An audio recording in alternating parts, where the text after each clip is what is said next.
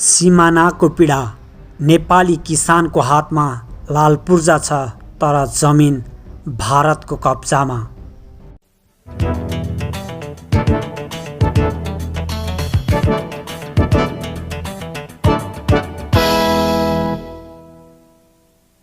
कञ्चनपुरको बेलौरी नगरपालिका 1 फटियाका कर्णबहादुर सुनार 15 कट्ठा जमिनका मालिक हुन्, तर उनीसँग जमिनको लाल पूर्जा मात्र छ, जमिन छैन। लाल पूर्जा भएको जमिन कहाँ गयो भनेर कतै आश्चर्यमा नपर्नुहोला। बेलौरी नगरपालिका 1 फटियाका कर्णबहादुर सुनारले 20 वर्षदेखि आफ्नो जमिन उपभोग गर्न पाएका छैनन्। सुनारको जमिन नेपाल भारत सीमाको पिल्लर नम्बर 200 देखि 201 को बीचमा पर्दछ। सो जमिन भारतीय पक्षले आफ्नो दाबी गरेपछि उनी जमिनविहीन बनेका छन्। विक्रमसम्म 2028 सालदेखि बसोबास गर्दै आएको सुनुहारको जमिनको 2035 सालमा कित्ता काट गरी नेपाल सरकारले 2036 सालतिर जग्गाधनी लाल पूर्जा दिएको थियो। सुनारको जमिन 2057 सालदेखि भारतीय पक्षले कब्जा गरेपछि उनले जमिन उपभोग गर्न पाएका छैनन्, पीडित सुनार भन्छन्। भारतीय पक्षले बेला बेलामा धम्क्याउने दुर्व्यवहार गर्ने गर्दछन्। के गर्ने, कागजमा मात्रै जमिन छ। 200 र 201 को दूरीमा पर्ने उक्त 15 कट्ठा जमिन भारतीय पक्षले खेती लगाउन नदिएर 20 वर्षदेखि बाँझै छ। वर्षौंदेखि उपभोग गर्दै आएको जमिन आफूले उपभोग गर्न नपाएको 20 वर्ष भइसकेको सुनाउँदै उनले भने फिर्ताका लागि कहीँ कतैबाट समेत पहल भएको छैन। जमिन उपभोग गराइदिने पहल कसैले नगरेको उनको दुखेसो छ। त्यस्तै बेलौरी नगरपालिका 1 फटैयाका अर्का स्थानीय मानबहादुर सुनारको समस्या उस्तै छ। उनको पनि नेपाल भारत पिलर नम्बर 200 नजिकै रहेको 1.5 बिघा जमिन भारतीय पक्षको धम्कीका कारण आधा बाँझो र आधा आबादी छ। भारतीय वन विभागका तर्फबाट बेला बेलामा आई धम्क्याउने र जोतिरहेको बेला हल गोरु खोलेर लिएर जाने गर्छन्। ट्र्याक्टर नै लिएर जमिन उपभोग नगर्न भन्दै धम्की दिन्छन्। उनले दुखेसो पोखे। हातमा लाल पूर्जा भएर के गर्ने, जमिन उपभोग गर्न पाएको छैन। उनले पनि 20 वर्षदेखि जमिन उपभोग गर्न नपाएको दुखेसो पोखे। उनीहरू मजदुरी गरेर गुजारा चलाउँदै आएका छन्। सरकारले यो जग्गा हाम्रो होइन भन्न सकोस्, भारतमै पर्छ भनी किटानी गरोस्, होइन भने हामीले लाल पूर्जा भएको जग्गा जोतपोत गर्न पाउनुपर्छ, उनीहरू भन्छन्। दुवै नेपाली नागरिकको जमिनबारे स्थानीय प्रशासन अझैसम्म पनि मौन देखिएको छ। विक्रमसम्म 2067 सालमा संसदीय समिति र तत्कालीन कञ्चनपुरका प्रमुख जिल्ला अधिकारी बुद्धिबहादुर खड्काको नेतृत्वमा आएको टोलीले पीडित नेपालीहरूको लाल पूर्जाको प्रतिलिपि पनि लगेर गएको थियो।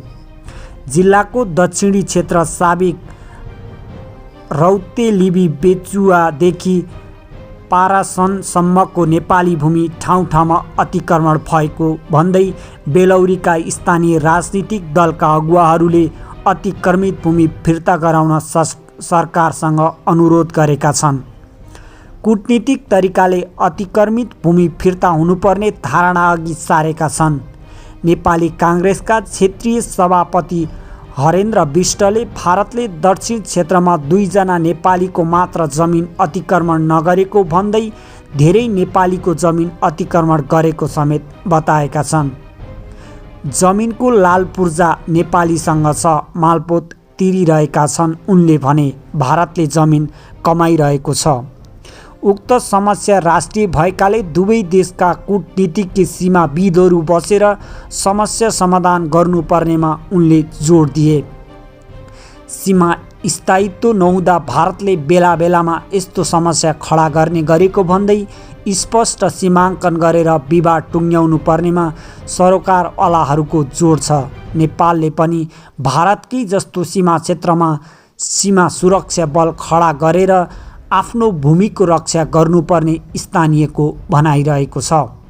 सीमा क्षेत्रमा पिल्लर हराएका कारण पनि दुवै देशका अधिकारी राखेर सदाका लागि समस्या समाधान हुनुपर्ने कारोबारवालाहरू बताउँछन्। बेलौरी नगरपालिका वडा नम्बर 1 का अध्यक्ष रतन बहादुर साईले कञ्चनपुरको सीमा समस्यालाई राज्यले गम्भीर ढङ्गले नबुझ्दा समस्या भएको बताए। पटक पटक आफूहरूले सरकारलाई यस क्षेत्रमा यस्ता मुद्दाबारे जानकारी गराए पनि राज्यका निकाय मौन बसेका कारण भारतीयहरूले दैनिक जसो सीमा क्षेत्रमा अपराधिक घटनाहरू घटाउने गरेको उनको भनाइरहेको छ। कतिपय ठाउँमा सीमा क्षेत्रमा सशस्त्र प्रहरी बल छैन। सोझा गरिब निमुखा नेपालीलाई जे गरे पनि हुन्छ भन्ने परेको छ। उनले भने हेपाहा प्रविधिको उपज हो यो। सरकारी व्यवस्थाका कारण दक्षिणी भूमि जोखिममा रहेको उनको भनाइ छ। दक्षिणी क्षेत्रका अगुवा पूर्व माननीय सांसद दिवान सिंह बिष्टले सीमा क्षेत्रमा यस्ता समस्या विगतदेखि देखिएकाले दुवै देशका अधिकारीहरूले समाधान गर्नुपर्नेमा जोड दिए। नेपालको जमिन भारतमा राखुन्जेल उनीहरूको वैकल्पिक व्यवस्था गर्न समेत सांसद बिष्टले माग गर्नुभयो। यदि नेपाल सरकारले उतिबेला लाल पूर्जासहित जमिन दिएको हो भने भारतले आफ्नो भन्दै हडपेको जमिनबारे सरकारले नेपाली नागरिकलाई स्पष्ट जवाब दिनुपर्छ। उनले भने नेपाली भूमिमाथि भारतले प्रहार गर्नु निन्दनीय छ। यहाँ वीर शहीद गोविन्द गौतमले रगतको बलिदान दिँदा समेत कञ्चनपुर सीमा समस्यामा सरकार उदासीन देखिनुले यो सरकारप्रति जनतामा निराश छाएको छ। नेपाल भारत दुवै देशबीच उच्च स्तरीय कूटनीतिक पहल गरेर मात्रै यहाँको सीमा समस्या समाधान हुने भन्दै अन्तर्राष्ट्रिय सीमा सरोकार समूहका संयोजक पल्लवराज भट्टले आफूहरूले पटक पटक सरकारको ध्यान आकर्षण गराउँदा समेत सरकारले उपेक्षा गरेको समेत बताएका छन्।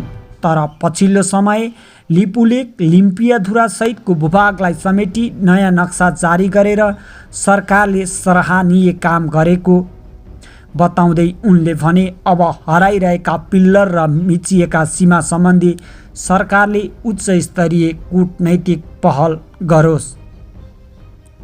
सरकारप्रति आशा मारिरहेका सीमा पीडित कृष्णबहादुर सुनार अब वर्तमान सरकारलाई एउटै अनुरोध गर्छन् कि त लालपूर्जा भएको जमिन तत्काल फिर्ता गरियोस्, नभए जग्गाधनी लालपूर्जा नेपालीलाई दिनु र जमिन भारतलाई दिनुको कारण खुलाई मजदुरीको भरमा बाँचेको मेरो परिवारलाई सरकारले वैकल्पिक व्यवस्था गरोस्। स्रोत न्युज 24। सिमानाको पीडा। नेपाली किसानको हातमा लालपूर्जा छ तर जमिन भारतको कब्जामा। कञ्चनपुरको बेलौरी नगरपालिका 1 फटियाका कर्णबहादुर सुनार 15 कट्ठा जमिनका मालिक हुन्, तर उनीसँग जमिनको लालपूर्जा मात्र छ, जमिन छैन। लालपूर्जा भएको जमिन कहाँ गयो भनेर कतै आश्चर्यमा नपर्नुहोला। बेलौरिया नगरपालिका 1 फटियाका कर्णबहादुर सुनवारले 20 वर्षदेखि आफ्नो जमिन उपभोग गर्न पाएका छैनन्। सुनवारको जमिन नेपाल भारत सीमाको पिल्लर नम्बर 200 देखि 201 को बीचमा पर्दछ। सो जमिन भारतीय पक्षले आफ्नो दाबी गरेपछि उनी जमिन विहीन भएका छन्। यस विषयमा तपाईहरूलाई के कस्तो लाग्छ आफ्नो प्रतिक्रिया दिँदै खबर बुलेटिन टिभीलाई सब्स्क्राइब गरी साथमा रहेको बेल आइकनलाई पनि थिचिदिनुहोस्। जय नेपाल।